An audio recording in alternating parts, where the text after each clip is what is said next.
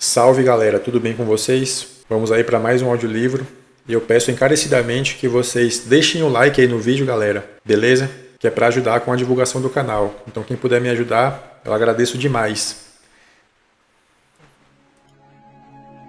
Iludidos pelo Acaso, do autor Nassim Taleb. Audiolivro completo. Capítulo 9. É mais fácil comprar e vender do que fritar um ovo. Hoje à tarde tenho uma consulta marcada no dentista, que estará concentrado em me arrancar informações sobre títulos brasileiros. Posso afirmar com certa dose de conforto que ele sabe alguma coisa sobre dentes, em particular se entro no consultório com dor de dente e saio de lá aliviado.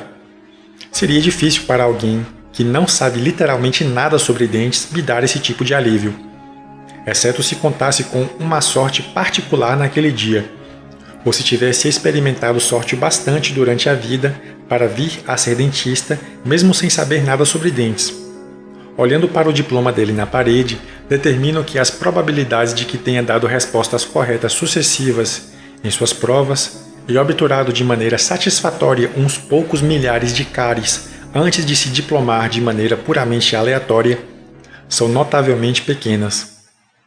À noite, vou ao Carnegie Hall. Pouco posso dizer sobre a pianista, até mesmo seu nome esqueci, porque me era pouco familiar, numa língua estrangeira. Tudo o que sei é que ela estudou no Conservatório de Moscou, mas posso esperar ouvir a música saída do piano. Seria raro ter alguém que, tendo se saído com bastante brilho no passado a ponto de vir tocar no Carnegie Hall, houvesse apenas se beneficiado da sorte. A expectativa de deparar com uma fraude, alguém desqualificado que só batuque no piano e produza sons cacofônicos é tão baixa que posso descartá-la. Eu estava em Londres sábado passado. Os sábados em Londres são mágicos, agitados, mas sem o trabalho sistemático de um dia útil ou a triste resignação de um domingo. Sem um relógio de pulso ou um plano, eu me encontrei diante de minhas esculturas favoritas, de autoria de Canova, no Albert and Victoria Museum. Minha inclinação profissional imediatamente me fez questionar se o acaso desempenhou um papel importante na produção daquelas estátuas de mármore. Os corpos são produções realísticas de figuras humanas, só que mais harmoniosos e bem equilibrados do que qualquer coisa que eu já tenha visto naturalmente produzido. Veio em minha mente Materiam Superabat Opus, de Ovídio. Essa delicada beleza poderia ser produto da sorte?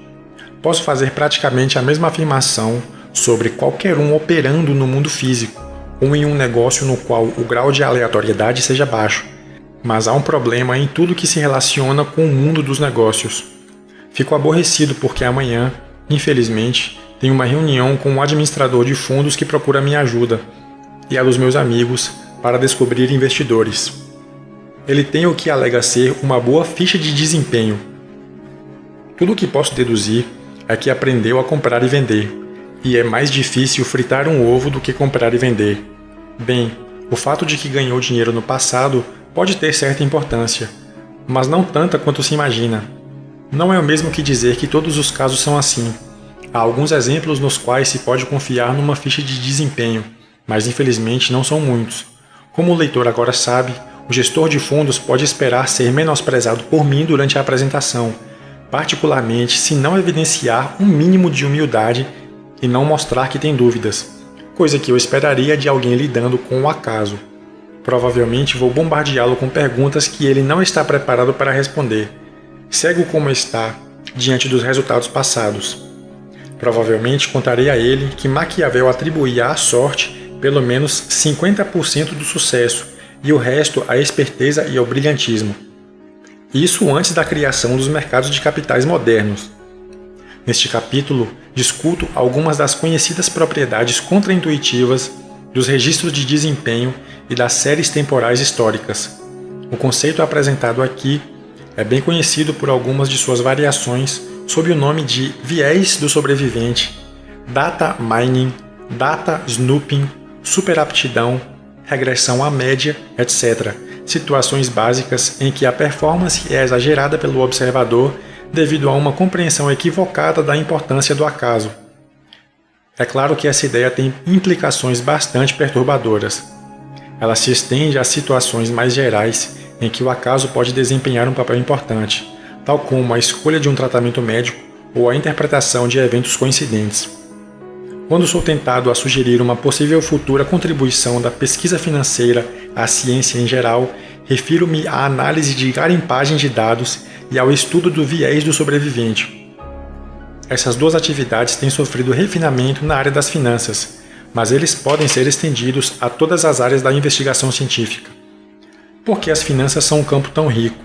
Porque é uma das poucas áreas de investigação onde temos muita informação, sob a forma de abundantes séries de preços, mas não a capacidade de levar a efeito experimentos, como acontece, digamos, na física.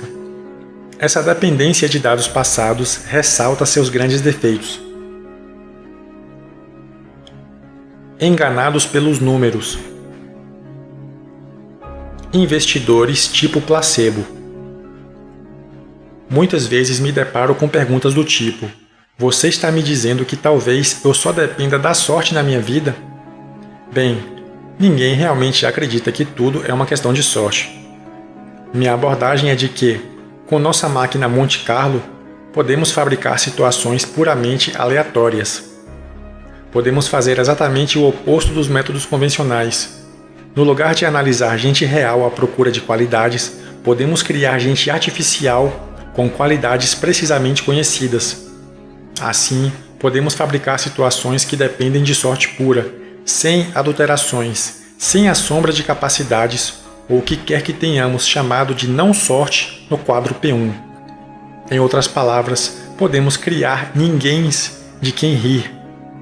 Eles serão propositalmente despidos de qualquer sombra de capacidade, exatamente como uma droga placebo.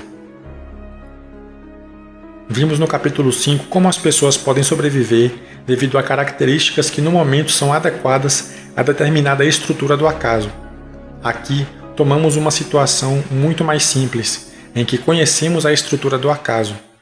O primeiro exercício é refinar o velho ditado popular, segundo o qual até mesmo um relógio quebrado marca a hora certa 2 vezes por dia.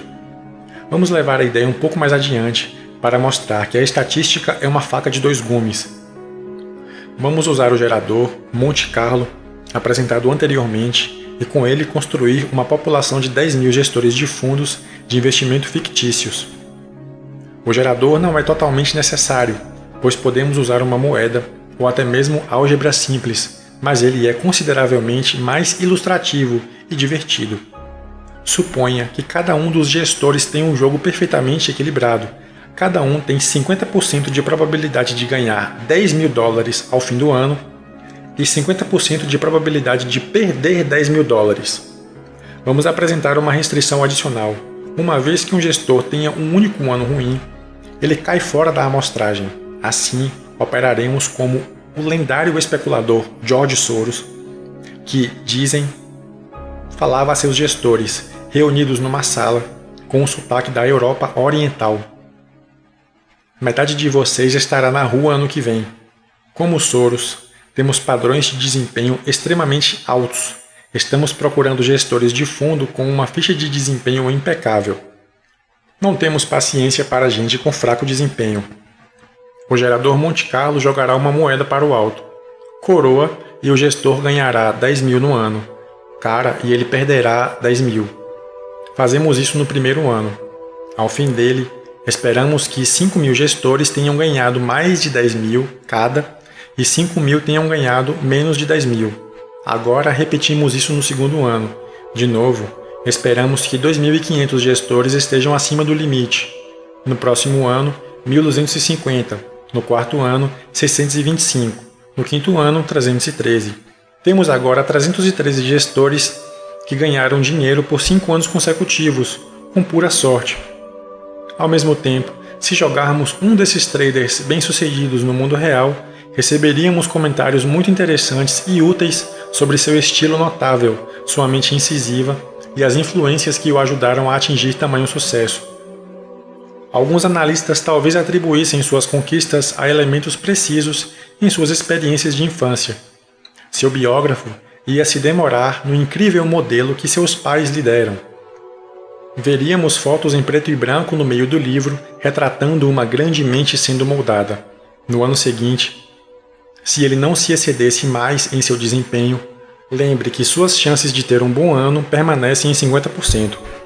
Começariam a culpá-lo, a encontrar motivos no relaxamento de sua ética de trabalho, em seu estilo de vida dissipado. Encontrariam algo que ele fez antes, quando era bem-sucedido, que depois parou de fazer, e atribuiriam um acaso a isso. A verdade, no entanto, seria que sua sorte acabou. Ninguém precisa ser competente. Vamos levar a discussão adiante, para torná-la mais saborosa. Criamos um grupo que é composto exclusivamente de gestores incompetentes. Definiremos um gestor incompetente como alguém de quem se espera um resultado negativo, o equivalente das probabilidades que se acumulam contra ele. Instruímos o gerador Monte Carlo a tirar bolas de uma urna. Ela tem 100 bolas, 45 pretas e 55 vermelhas. Tirando e substituindo as bolas tiradas, a proporção de bolas vermelhas para pretas permanecerá a mesma. Se tirarmos uma bola preta, o gestor ganhará $10.000. Se tirarmos uma bola vermelha, ele perderá 10.000. Espera-se, assim, 45% de probabilidade de que ele ganhe 10.000 e 55% de probabilidade de que ele perca 10.000. Na média, o gestor perderá $1.000 a cada rodada, mas somente na média. No final do primeiro ano, podemos esperar ter 4.500 gestores com lucro, 45% deles. No segundo ano, 45% desse número, isto é, 2025. No terceiro, 911. No quarto, 410. No quinto, 184. Vamos dar nomes aos gestores sobreviventes e vesti-los com ternos apropriados a homens de negócios. Na verdade, eles representam menos de 2% do grupo original, mas receberão nossa atenção. Ninguém mencionará os outros 98%. O que podemos concluir? O primeiro ponto contraintuitivo é que uma população composta inteiramente de gestores ruins produzirá uma pequena quantidade de fichas de desempenho extraordinárias. De fato, pressupondo que o gestor se apresente à sua porta sem ser solicitado, seria praticamente impossível descobrir se ele é bom ou ruim. Os resultados não se modificariam sensivelmente, mesmo se a população fosse composta apenas de gestores de quem se espera, no longo prazo, que perca dinheiro. Por quê? Porque, devido à volatilidade, alguns deles ganharão dinheiro. Podemos ver aqui que a volatilidade propicia, na verdade, decisões ruins sobre como investir. O segundo ponto contraintuitivo é que a expectativa do máximo desempenho, no que diz respeito às fichas de desempenho com que estamos preocupados, depende mais do tamanho da amostragem inicial do que das probabilidades individuais de cada administrador. Em outras palavras, o número de administradores com ótimas fichas de desempenho em determinado mercado depende muito mais do número de pessoas que se lançaram no ramo de investimentos em lugar de cursar odontologia do que de sua capacidade de produzir resultados. Tudo depende também da volatilidade. Por que usamos o conceito de expectativa do máximo desempenho? Porque eu não estou preocupado em absoluto com a ficha de desempenho médio. Quero ver apenas os melhores gestores, não todos. Isso significa que veremos mais excelentes gestores em 2002 do que em 1998, desde que o grupo de iniciantes seja maior em 1997 do que era em 1993. E posso garantir que era. Regressão à média. O golpe de sorte em jogos é outro exemplo de uma percepção equivocada de sequências aleatórias. É muito provável em uma grande amostra de jogadores que um deles tenha uma onda de sorte extraordinariamente longa. Na verdade, é muito improvável que um jogador não especificado em algum lugar não tenha uma onda de sorte extraordinariamente longa. Trata-se de uma manifestação de um mecanismo chamado regressão à média. Vou explicá-lo a seguir. Promova uma longa série de lançamento de moedas, produzindo cara ou coroa, com 50% de chance para cada, e vá anotando os resultados no papel. Se a série for longa o bastante, você pode obter 8 caras ou 8 coroas seguidas, talvez até 10. No entanto, você sabe que, apesar disso, a probabilidade de dar cara ou coroa continua sendo de 50%.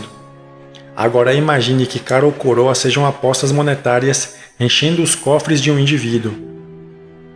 O desvio da norma visto em caras ou coroas excessivas é inteiramente atribuído aqui à sorte, ou em outras palavras, à variância, e não às habilidades de um jogador hipotético, já que a probabilidade de obter um ou outro é a mesma. O resultado é que, na vida real, quanto maior o desvio da norma, maior a probabilidade de vir da sorte que da habilidade. Considere que, mesmo que se tenha 55% de chance de dar cara, as chances de 10 seguidas ainda são muito pequenas. Isso pode ser facilmente comprovado em histórias de traders muito proeminentes rapidamente voltando à obscuridade, como os heróis que eu costumava observar nas salas de operação. Isso se aplicado à altura dos indivíduos ou ao tamanho de cachorros. No último caso, considere que 2 animais de porte médio produzam uma cria grande. Os cachorros maiores, caso difiram muito da média, tenderão a produzir crias menores que eles próprios e vice-versa. A reversão dos maiores animais é o que tem sido observado na história e explicado como reversão à média. Note que, quanto maior o desvio, mais importante o efeito. De novo, um alerta. Nem todos os desvios vêm desse efeito, mas uma quantidade desproporcional deles vem. Ergodicidade. Em um terreno mais técnico, preciso dizer que as pessoas acreditam que podem descobrir as propriedades da distribuição a partir da amostragem que estão observando. Quando se trata de questões que dependem do máximo, é outra distribuição que se está inferindo, a distribuição dos que têm melhor desempenho. Chamamos a diferença entre a média de tal distribuição e a distribuição incondicional de vencedores e perdedores de viés do sobrevivente. Aqui, o fato de que cerca de 3% do grupo inicial ganhará dinheiro por 5 anos consecutivamente. Além disso, esse exemplo ilustra as propriedades da ergodicidade, quando o tempo elimina os efeitos perturbadores do acaso. Olhando para frente, a despeito do fato de que esses administradores obtiveram lucros durante os últimos 5 anos, esperamos que eles empatem num período futuro qualquer. Seu desempenho não será melhor do que o de qualquer um dos pertencentes ao grupo inicial que fracassaram mais cedo no exercício. Há alguns anos, quando eu disse acerto A, então um sujeito do tipo Mestres do Universo, que as fichas de desempenho eram menos importantes do que ele pensava, ele achou a observação tão ofensiva que jogou o isqueiro violentamente na minha direção. O episódio me ensinou muita coisa. Lembre-se de que ninguém aceita o papel do acaso em seu próprio sucesso, apenas em seu fracasso. O ego dele estava inflado, pois chefiava um departamento de grandes traders, que na época faziam fortuna nos mercados. Depois todos explodiram, durante o duro inverno de 1994 em Nova York. Foi a primeira crise de títulos no mercado, em seguida a surpreendente elevação da taxa de juros feita por Alan Greenspan. O interessante é que, 6 anos mais tarde, dificilmente se encontrava qualquer um deles ainda no mercado. Ergodicidade. Lembre-se de que o viés do sobrevivente depende do tamanho da população inicial. A informação de que uma pessoa ganhou dinheiro no passado somente graças a seus esforços não é nem significativa nem importante. Precisamos conhecer o tamanho da população de onde ela veio. Em outras palavras, sem saber quantos gestores no conjunto tentaram e fracassaram, não podemos avaliar a validade da ficha de desempenho. Se a população inicial inclui 10 gestores, eu daria metade das minhas economias ao que se saiu bem, sem piscar. Se a população inicial é composta de 10.000 administradores, eu ignoraria os resultados. Essa última situação é geralmente a comum. Nos dias de hoje, muita gente tem sido atraída para o mercado financeiro. Muitos recém-formados estão escolhendo o trading como primeira carreira, fracassando e depois indo estudar odontologia. Se, como num conto de fadas, esses gestores fictícios se materializassem como seres humanos reais, um deles poderia ser a pessoa que encontrarei amanhã, às 11h45. Por que escolhi 11h45? Porque farei perguntas sobre seu estilo de trading. Preciso saber como negocia papéis. Depois posso alegar que tenho que correr para outro compromisso se ele der muita ênfase à sua ficha de desempenho.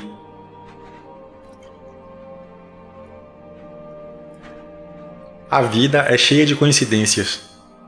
Em seguida, daremos uma olhada nas implicações de nosso viés na vida real, visando a compreensão da distribuição das coincidências. A carta misteriosa. Você recebe uma carta anônima no dia 2 de janeiro, informando que o mercado vai subir durante o mês. Isso se comprova, mas você não liga tanto devido ao bem conhecido efeito janeiro. Historicamente, as ações sobem nesse mês. Aí você recebe outra carta, no dia 1º de fevereiro, dizendo que o mercado vai cair. De novo, isso se comprova. Depois você recebe outra carta no dia 1º de março, a mesma história. Quando chega julho, você está intrigado pela presciência do anônimo e o convida para investir em um fundo estrangeiro especial. Você coloca todas as suas economias nele. 2 meses mais tarde, seu dinheiro se evaporou.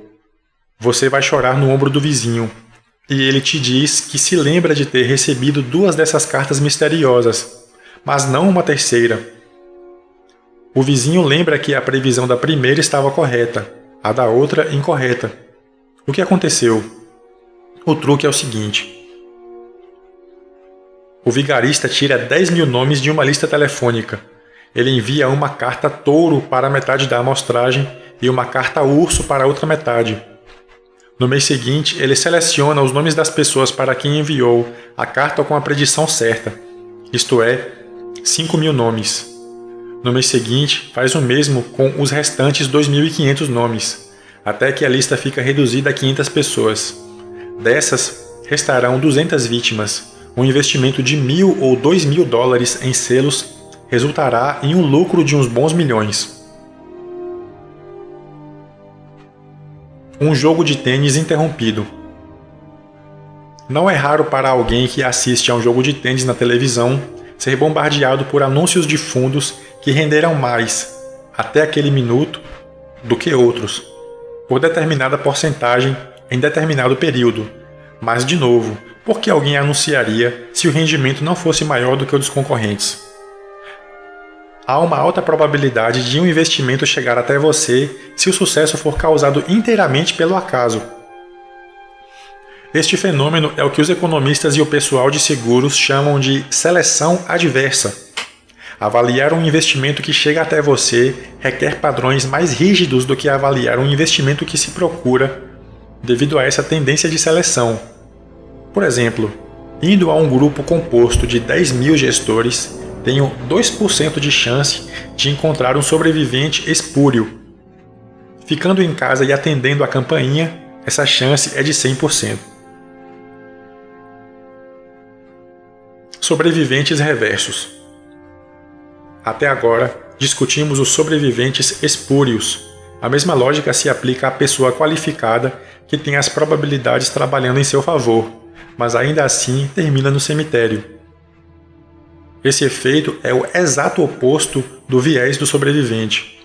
Considere que tudo o que alguém precisa é de 2 anos ruins na indústria de investimentos para encerrar a carreira de assumir riscos e que, mesmo quando as probabilidades estão consideravelmente a seu favor, tal resultado é bastante possível. O que as pessoas fazem para sobreviver? Elas maximizam suas probabilidades de se manter no jogo, assumindo riscos do tipo cisne negro, como John e Carlos, aqueles que desempenham bem na maior parte do tempo, mas correm o risco de explodir. Paradoxo do aniversário. A maneira mais intuitiva de descrever o problema da garimpagem de dados para um não estatístico é com o denominado paradoxo do aniversário, embora não se trate realmente de um paradoxo, mas simplesmente de uma extravagância perceptiva. Se você encontrar alguém por acaso, há uma chance em 365,25 de o seu aniversário coincidir com o da pessoa, e uma probabilidade consideravelmente menor de terem o mesmo aniversário e terem nascido no mesmo ano. Portanto, Compartilhar a data de aniversário seria um evento coincidente, que você discutiria na mesa de jantar. Agora, vamos olhar para uma situação em que há 23 pessoas numa sala. Qual é a probabilidade de 2 pessoas ali fazerem aniversário no mesmo dia? Cerca de 50%. Isso porque não estamos especificando quais pessoas devem compartilhar a data de aniversário. Qualquer par serve. Que mundo pequeno! Uma ideia errada sobre probabilidade surge de encontros ocasionais que podemos ter com parentes ou amigos em lugares onde a expectativa disso acontecer é muito baixa. Que mundo pequeno, disse, com frequência e com surpresa. Mas essas ocorrências não são improváveis. O mundo é muito maior do que pensamos. O que acontece é que não estamos testando as chances de um encontro com uma pessoa específica, num lugar específico e numa hora específica. O que estamos fazendo é simplesmente testar a probabilidade de qualquer encontro com qualquer pessoa que já encontramos no passado e em qualquer lugar que visitaremos durante o período considerado. A probabilidade desse último evento é consideravelmente maior, tendo talvez milhares de vezes a magnitude do primeiro. Quando o estatístico olha para os dados para testar determinada relação, digamos, para levantar a correlação entre a ocorrência de determinado evento como uma declaração política e a volatilidade do mercado, a probabilidade é de que os resultados possam ser tomados seriamente. Mas quando ele joga os dados no computador, procurando qualquer relação, é certo que surgirá uma conexão espúria, tal como o destino do mercado de ações estar ligado ao comprimento das saias das mulheres. E exatamente como no caso da coincidência de aniversários, isso causará surpresa. Garimpagem de dados, estatísticas e charlatanismo. Qual é a probabilidade de ganhar 2 vezes na loteria de Nova Jersey? 1 em 17 trilhões. Contudo, isso aconteceu com Evelyn Adams, que o leitor poderia crer ser uma pessoa escolhida pelo destino. Usando o método que desenvolvemos acima, Percy Diaconis e Frederic Mosteller, de Harvard, estimaram em 30 para 1 a probabilidade de alguém em algum lugar, de maneira totalmente não especificada, ser tão sortudo. Algumas pessoas transportam suas atividades de garimpagem de dados para a teologia. Afinal de contas, os antigos habitantes do Mediterrâneo costumavam ler mensagens nas entranhas dos pássaros. Uma interessante aplicação da garimpagem de dados na exegese bíblica aparece em O Código da Bíblia, de Michael Drosnin, ex-jornalista, aparentemente inocente no que se refere ao conhecimento de estatística. Ele foi auxiliado pelas artes de um matemático e previu o assassinato do primeiro-ministro israelense Yitzhak Rabin por meio da decifração de um código bíblico. Ele informou isso a Rabin, que não levou o aviso muito a sério. O livro encontra irregularidades estatísticas na Bíblia, que ajudam a prever eventos como esse. Não é preciso dizer que vendeu bem o bastante para garantir uma sequência que previa em retrospectiva outros eventos do tipo. O mesmo mecanismo está por trás da formação de teorias da conspiração. Como o código da Bíblia, elas podem parecer perfeitas em sua lógica e fazer com que pessoas inteligentes acreditem nelas. Posso criar uma teoria da conspiração baixando centenas de quadros de um pintor ou de um grupo de pintores e encontrando uma constante em todas, entre as centenas de milhares de traços. Então eu forjaria uma teoria da conspiração envolvendo uma mensagem secreta compartilhada pelos quadros, parecido com o que o autor de O Código da Vinci fez. O melhor livro que li na vida. Minhas melhores horas são as que passo em livrarias, onde vou, sem um objetivo definido, de livro a livro, numa tentativa de tomar a decisão se devo investir meu tempo em tal leitura. Minha compra geralmente é feita no impulso, baseada em indicações superficiais, mas sugestivas. Com frequência, não disponho de nada senão a capa e as orelhas para minha tomada de decisão. As capas geralmente têm elogios feitos por alguém, famoso ou não, e trechos de uma resenha da obra. Um bom elogio de uma pessoa famosa e respeitada, ou de uma revista bem conhecida me leva a comprar o livro.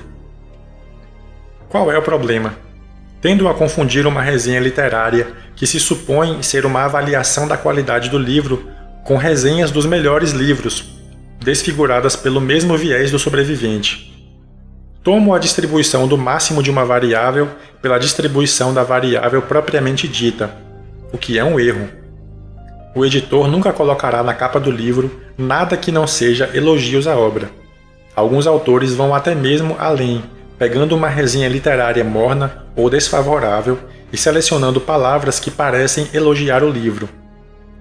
Um desses exemplos veio de Paul Wilmot, um matemático financeiro inglês de raro brilho e irreverência, que anunciou que eu tinha lhe dado sua primeira resenha desfavorável, mas usou um excerto de tal resenha como elogio na capa do livro. Mais tarde ficamos amigos, o que me permitiu extrair dele um endosso deste livro.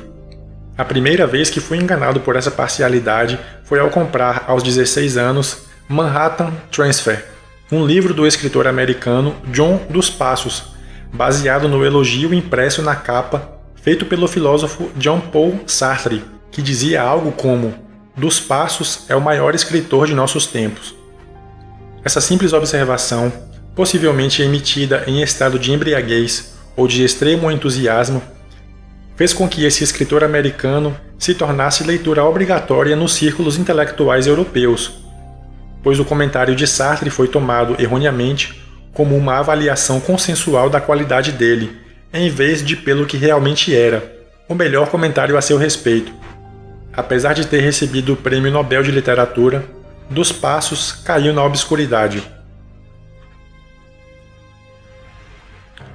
O backtester. Um programador me ajudou a construir um backtester. É um programa ligado a uma base de dados de preços históricos que me permite verificar o desempenho hipotético de qualquer regra de trading de complexidade média. Basta aplicar uma regra mecânica, como comprar ações da Nasdaq se elas fecharem a mais de 1,83% acima da média da semana anterior, e tenho uma ideia do desempenho passado. A tela mostrará imediatamente minha ficha de desempenho hipotética e a regra de negociação. Se não gostar dos resultados, posso mudar o percentual para, digamos, 1,2%. Também posso tornar a regra mais complexa. E fico tentando até encontrar algo que funcione bem. O que é que estou fazendo? O mesmo que procurar um sobrevivente dentro do conjunto de regras que tenham possibilidade de funcionar. Estou adequando a regra aos dados. Essa atividade é denominada data snooping. Quanto mais tento, mais probabilidade terei, por pura sorte, de encontrar uma regra que funcione com os dados passados. Uma série aleatória sempre apresentará algum padrão detectável. Estou convencido de que existe um papel negociável no mundo ocidental que guarda uma correlação de 100% com as mudanças de temperatura em Ulaanbaatar, na Mongólia. Falando de modo técnico, há implicações piores. O importante trabalho recente de Sullivan, Timmerman e White vai além, considerando que as regras que hoje são usadas com sucesso talvez sejam resultado do viés do sobrevivente. Abre aspas. Suponhamos que, ao longo do tempo, os investidores tenham feito experiências com regras técnicas de trading extraídas de um universo bem amplo. Em princípio, milhares de parametrizações de diversos tipos de regras. Com o passar do tempo, as regras que se mostram válidas historicamente recebem mais atenção e são consideradas sérias competidoras pela comunidade de investimentos, enquanto regras de trading mal sucedidas têm mais probabilidade de serem esquecidas. Se for considerado um grande número de regras ao longo do tempo, algumas, por simples sorte, até mesmo numa grande amostragem, mostrarão desempenho superior, mesmo que não possuam um poder genuíno de predizer os resultados de ativos. É claro que a inferência baseada apenas na questão das regras de trading sobreviventes pode ser enganadora nesse contexto, por não levar em conta o conjunto integral das regras de trading do início, a maioria das quais tem pouca probabilidade de haver mostrado um desempenho ruim. Fecha aspas. Tenho que descontar certos excessos do backtest que observei de perto na minha carreira. Há um excelente produto projetado exatamente para esse fim, denominado Omega Trade Station, atualmente à venda e usado por dezenas de milhares de traders. Ele oferece até mesmo sua própria linguagem de computação. Sofrendo de insônia, os day traders computadorizados tornam-se testadores noturnos, garimpando dados à procura de suas propriedades. À força de lançarem seus macacos às máquinas de escrever, sem especificar que livro querem que o macaco escreva, acabarão encontrando algum ouro hipotético em algum lugar. Muitos acreditam cegamente nisso. Um dos meus colegas, um homem com diplomas de prestígio, veio a acreditar nesse mundo virtual a ponto de perder todo o senso da realidade. Se porque o mínimo de bom senso que lhe restou se desvaneceu rapidamente sob os montinhos de simulação, ou porque ele não tinha bom senso nenhum já de início, não sei dizer. Observando-o de perto, percebia que o ceticismo natural que poderia ter se esvaiu sob o peso dos dados.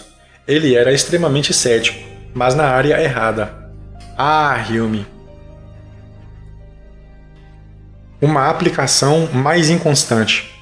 Historicamente, a medicina tem agido por tentativa e erro, em outras palavras, de maneira estatística. Hoje sabemos que pode haver conexões fortuitas entre sintomas e tratamento, e que alguns remédios têm sucesso em testes médicos por razões aleatórias. Não posso alegar ser um especialista em medicina, mas sou um leitor constante de um segmento da literatura médica por mais da metade da última década, tempo bastante para me preocupar com os padrões, como veremos no próximo capítulo. Os pesquisadores médicos raramente são estatísticos, e estatísticos raramente são pesquisadores médicos. Muitos pesquisadores médicos não têm a mais remota ideia da existência desse viés. Ele pode desempenhar um papel pequeno, mas certamente está presente. Um estudo médico recente relaciona o hábito de fumar com uma redução do câncer de mama, em conflito com todos os estudos prévios. A lógica indicaria que o resultado é suspeito, talvez mera coincidência. A temporada dos lucros, iludidos pelos resultados.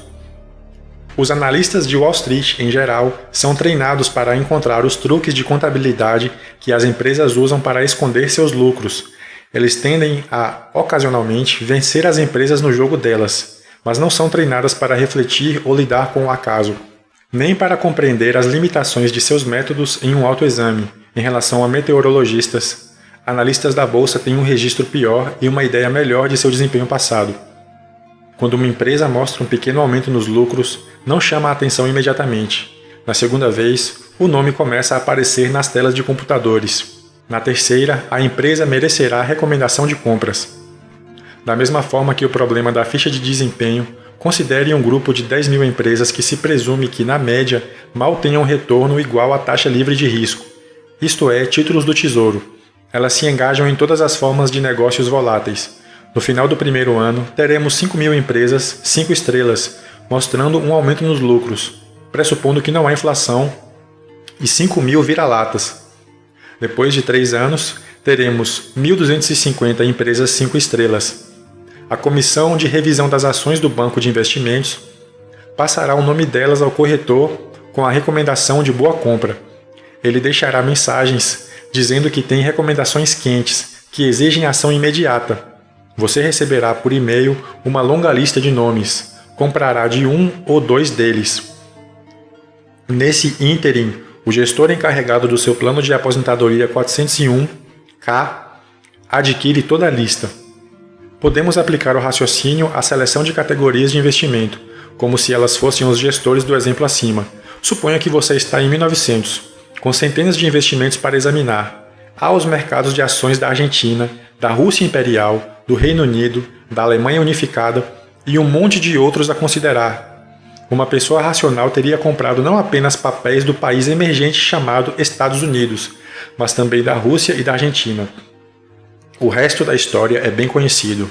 Enquanto muitos dos mercados de ações, como os do Reino Unido e dos Estados Unidos, saíram-se muito bem, O investidor na Rússia imperial teria em suas mãos nada mais que papel de parede de qualidade duvidosa.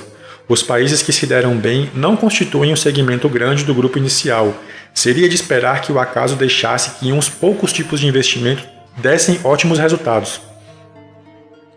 Fico pensando se os especialistas que fazem declarações tolas, autolucrativas, como os mercados sempre sobem num período de 20 anos, têm ciência desse problema. Sorte comparativa. Há um problema muito maior relacionado com o superdesempenho, ou a comparação entre duas ou mais pessoas ou entidades. Embora certamente sejamos iludidos pelo acaso quando se trata de uma única série temporal, a ilusão é maior quando se trata de comparação entre, vamos dizer, duas pessoas, ou uma pessoa e uma marca de referência. Por quê? Porque ambos são aleatórios. Vamos fazer uma experiência simples. Pegue dois indivíduos, por exemplo, alguém e seu cunhado. Assuma que ambos tenham a mesma probabilidade de sorte e azar. Os resultados seriam sorte-sorte, sem diferença entre eles. Azar-azar, de novo, sem diferença. Sorte-azar, grande diferença entre eles. Azar-sorte, de novo, grande diferença. Recentemente, fui pela primeira vez a uma conferência de gestores de investimento e assisti a um palestrante entediante que comparava traders. A profissão dele é selecionar gestores de fundo e formar pacotes com eles para investidores, o que chamam de fundos de fundos. Fiquei escutando enquanto ele mostrava números na tela. A primeira revelação foi que de repente o reconheci. Era um antigo colega biologicamente transformado pela passagem do tempo. Ele costumava ser viçoso, cheio de energia, interessante. Tinha se tornado chato, imponente e imoderavelmente confortável com o sucesso. O homem não era rico quando o conheci. Será que as pessoas reagem ao dinheiro de maneiras diferentes? Algumas passam a se levar muito a sério enquanto outras não? A segunda revelação foi que, embora eu suspeitasse que ele tenha sido iludido pelo acaso, teria que ser em uma extensão muito maior do que alguém poderia imaginar, particularmente no que se referia ao viés do sobrevivente. Um cálculo rápido mostrou que 97% do que ele estava falando era apenas ruído. O fato de que estava comparando desempenhos tornava tudo ainda pior. Curas para o câncer. Quando volto para casa de uma viagem à Ásia ou à Europa, a mudança de fuso muitas vezes me faz levantar muito cedo. De vez em quando, ainda que com bastante raridade, ligo a televisão à procura de informações sobre o mercado. O que me espanta nessas explorações noturnas é a abundância de declarações por parte de vendedores de medicina alternativa do poder de cura de seus produtos. Para provar o que alegam, eles apresentam um testemunho convincente de alguém que foi curado graças a seus métodos. Por exemplo, vi um paciente que teve câncer na garganta explicando como foi salvo por uma combinação de vitaminas que eram vendidas ao preço excepcionalmente baixo de $14,95. Com toda a probabilidade, ele estava sendo sincero, embora, é claro, tivesse sido recompensado por seu relato, talvez com o suprimento de vitaminas pelo resto da vida.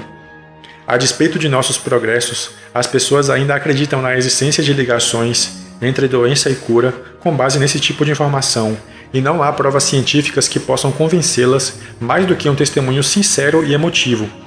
Esse tipo de testemunho nem sempre vem de pessoas comuns, como fica claro em algumas declarações de ganhadores do Prêmio Nobel, na disciplina errada. Linus Pauling, que recebeu o Prêmio Nobel de Química, era tido como fã incondicional das propriedades medicinais da vitamina C, ingerindo ele próprio doses maciças diárias. Com seu discurso entusiasmado, ele contribuiu para a crença generalizada nas propriedades curativas dessa vitamina. Muitos estudos médicos, incapazes de rivalizar com as declarações de Pauling, caíram em ouvidos surdos, pois era difícil desfazer do testemunho de um ganhador do Prêmio Nobel, mesmo que ele não fosse qualificado para falar sobre assuntos relacionados à medicina. Muitas dessas alegações têm sido inofensivas, desconsiderando os lucros financeiros desses charlatães, mas muitos pacientes de câncer podem ter substituído terapias pesquisadas de maneira mais científica por esses métodos e morrido por ter negligenciado curas mais ortodoxas. Os métodos não científicos são reunidos sob o que é chamado de medicina alternativa, isto é, terapias não provadas, e a comunidade médica tem dificuldade de convencer a imprensa de que só há uma medicina, e medicina alternativa não é medicina. O leitor poderia ficar pensando sobre minha alegação de que o usuário desses produtos talvez seja sincero, o que não significa que foi curado pelo tratamento ilusório. A razão da cura é algo que se chama remissão espontânea, quando uma pequena minoria de pacientes de câncer, por motivos que permanecem inteiramente especulativos, tem suas células cancerosas expulsas e se recuperam milagrosamente. Alguma reviravolta faz com que o sistema imunológico do paciente erradique todas as células cancerosas do corpo. Essas pessoas também ficariam curadas se tivessem bebido um copo de água da fonte de Vermont ou mastigado carne seca. Na verdade, essas remissões espontâneas podem não ser tão espontâneas, podem ter, no fundo, uma causa que ainda não conseguimos detectar. O falecido astrônomo Carl Sagan, devotado promotor do pensamento científico e obsessivo inimigo da não-ciência, examinou as curas de câncer que resultaram de visitas a Lourdes, na França, através do simples contato com a água santa. Ele descobriu o interessante fato de que, do total de pacientes com câncer que visitaram o local, a proporção de curas era mais baixa do que a estatística de remissões espontâneas. Ou seja, era mais baixa do que a média daqueles que não haviam ido a Lourdes. Um estatístico deve inferir disso que as chances de sobrevivência de pacientes de câncer ficam ainda menores depois de uma visita a Lourdes? O professor Pearson vai a Monte Carlo literalmente. O acaso não parece acaso. No início do século XX, quando começávamos a desenvolver técnicas para lidar com a ideia de resultados aleatórios, foram imaginados diversos métodos para detectar anomalias. O professor Carl Pearson, o nome Neyman Pearson é familiar a qualquer pessoa que tenha feito um curso básico de estatística. Elaborou o primeiro teste de não aleatoriedade. Era, na realidade, um teste de desvio da normalidade, porque, para todos os propósitos, resumia-se no mesmo. Ele examinou milhões de sequências do que era chamado de Monte Carlo, o velho nome para a roleta, durante o mês de julho de 1902. Descobriu que, com um alto grau de significância estatística, com uma margem de erro menor do que 1 em 1 bilhão, as sequências não eram puramente aleatórias. Como? A roleta não parava em sequência aleatória? O professor ficou muito surpreso com a descoberta, mas o resultado por si só não diz nada. Sabemos que não há uma jogada que seja pura sorte, pois o resultado dela depende da qualidade do equipamento. Descendo a detalhes suficientes, descobriríamos a não aleatoriedade em algum lugar, isto é, a própria roleta poderia não estar perfeitamente equilibrada, ou talvez a bolinha não fosse perfeitamente esférica. Os filósofos da estatística chamam a isso de problema do caso referência, para explicar que não se pode conseguir nenhuma aleatoriedade na prática, apenas na teoria. Além disso, um gestor questionaria se essa aleatoriedade pode conduzir a alguma regra que faça sentido visando a lucros. Se preciso apostar $1 em 10 mil jogadas e espero lucrar $1 pelos meus esforços, então é melhor arranjar um emprego de meio período como faxineiro. Contudo, o resultado contém outro elemento suspeito. De mais importância prática aqui é o seguinte problema grave sobre a não aleatoriedade.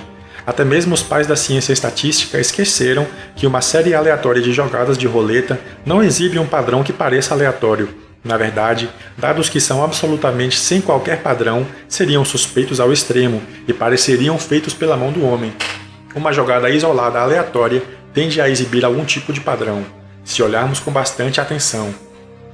Observe que o professor Pearson estava entre os primeiros estudiosos que se interessaram em criar geradores artificiais de dados aleatórios, tabelas que se podia usar como entrada para diversas simulações científicas e de engenharia, os precursores do simulador Monte Carlo. O problema é que não era desejado que essas tabelas exibissem qualquer forma de regularidade, contudo, a aleatoriedade real não parece aleatória. Vou ilustrar mais esse ponto com o estudo de um fenômeno chamado como aglomerados cancerígenos. Consideremos um quadrado em que 16 dardos são atirados aleatoriamente, atingindo-o com igual probabilidade em qualquer lugar. Se dividirmos esse quadrado em 16 quadrados menores, a expectativa é de que cada quadrado menor contenha um dardo na média, mas apenas na média. Há uma pequena probabilidade de se ter exatamente 16 em 16 quadrados diferentes. Uma grande média terá mais de um dardo em uns poucos quadrados e nenhum dardo em muitos quadrados. Será um incidente excepcionalmente raro que nenhum aglomerado cancerígeno se mostre na grade. Agora pegue nossa grade com os dardos e cubra com um mapa de qualquer região. Se um jornal anunciar que uma das áreas, aquela com mais dardos que a média, contém radiação cancerígena, os advogados correm atrás de clientes. O cão que não latia, sobre as predisposições no conhecimento científico. Na mesma linha de raciocínio, a ciência é desfigurada por um pernicioso viés do sobrevivente, afetando o modo como as pesquisas vêm a público. Da mesma forma que acontece com o jornalismo, a pesquisa que não produz resultados não consegue atingir a imprensa. Isso pode parecer algo sensato, pois os jornais não têm que ostentar uma manchete berrante dizendo que nada de novo está acontecendo, embora a Bíblia seja sábia o bastante para declarar em Shadash Tart Hashemesh, nada de novo debaixo do sol, ou seja, as coisas se repetem. O problema é que a descoberta de uma ausência e a ausência de descoberta se misturam. Pode haver uma importante informação no fato de que não ocorreu nada. Como observou Sherlock Holmes no caso do Estrela de Prata, o curioso era que o cachorro não latia. Mais problematicamente, há muitos resultados científicos que não são publicados porque não são estatisticamente significantes, mas de qualquer forma fornecem informação. Não cheguei a conclusão alguma. Com frequência me perguntam, quando não se trata de sorte? Há trabalhos envolvendo o acaso em que o desempenho envolve pouca sorte, como cassinos, que conseguem controlar a aleatoriedade. Nas finanças, talvez isso ocorra também. Nem todos os traders são especulativos. Existe um segmento de agentes de liquidez cujo trabalho envolve tirar, como agenciadores de apostas ou mesmo donos de loja, uma receita de uma transação. Se eles especulam, sua dependência dos riscos da especulação permanece pequena demais em comparação com seu volume total. Eles compram a um preço e vendem a um público ou a outro mais favorável, executando um grande número de transações. Tal renda lhes fornece alguma proteção da aleatoriedade. Essa categoria inclui operadores de pregão nas bolsas, traders bancários que negociam contra o fluxo de pedidos, operadores de câmbio nos mercados do levante. As habilidades envolvidas podem ser raras: pensamento rápido, alto nível de energia e de alerta, capacidade de inferir a partir da voz de um vendedor quão nervoso ele está. Pessoas assim podem fazer uma longa carreira, talvez de uma década. Elas nunca ganham muito, uma vez que sua renda é restringida pelo número de clientes, mas se saem bem probabilisticamente. São, de certa forma, os dentistas da profissão. Fora dessa profissão bastante especializada que lembra um agente de apostas, para ser honesto, não sou capaz de determinar quem tem sorte e quem não tem. Sei que um tipo A parece ter menos sorte que um tipo B, mas minha confiança nisso é tão fraca quanto insignificante. Prefiro permanecer cético. Com frequência, minha opinião é mal interpretada. Eu nunca disse que todos os riscos são idiotas e que as pessoas que não obtiveram sucesso não têm sorte. Na ausência de informações adicionais, é preferível guardar seu julgamento para si mesmo, e mais seguro.